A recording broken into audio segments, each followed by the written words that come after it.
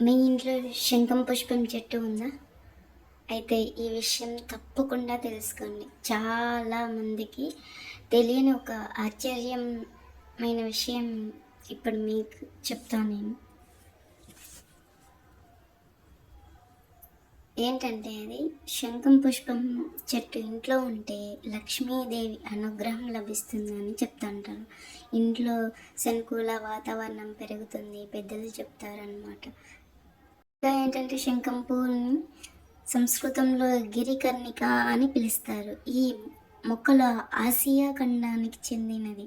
ఈ చెట్టు విష్ణుక్రాంత వృక్షానికి చెందినది. ఈ శంఖు పుష్పం మొక్కని ఇంట్లో పెంచుకుంటే ఆర్థిక సమస్యలు పోయి ధనలాభం కలుగుతుంది. ఈ శంఖం పూలు శ్రీ మహావిష్ణువుకు, లక్ష్మీదేవికి, శనీశ్వరునికి ఎంతగానో ఇష్టమైన పువ్వులు.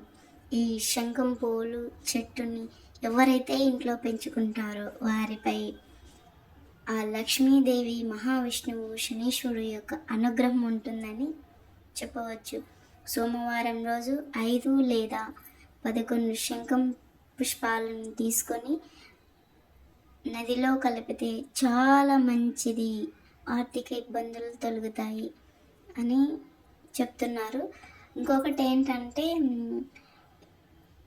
ఇది పాజిటివ్నెస్ వస్తుంది అని చెప్తారు. మన మనం మన ఇంట్లో ఉంటే ఈ చెట్టు అనేది ఇంకా శత్రువులు బాధ ఉండదంటారు. ఇంకొకటి ఏంటంటే ఎవరన్నా కానీ మంచి వాళ్ళు మాత్రమే మనతో స్నేహం చేస్తారు అని చెప్తారు. మన ఇంటిని అట్రాక్షన్ చేస్తుందంట మంచి వాళ్ళని, పాజిటివ్నెస్ అంతా బయట ఉండిపోతుంది. సారీ, నెగిటివ్ అదంతా బయట ఉండిపోతుంది, పాజిటివ్నెస్ అంతా ఇంట్లోకి వస్తుంది. Thank you so much. మీ ఇంట్లో ఉందా శంఖం పుష్పం చెట్టు? అంటే కామెంట్ చేయండి. Thank you so much.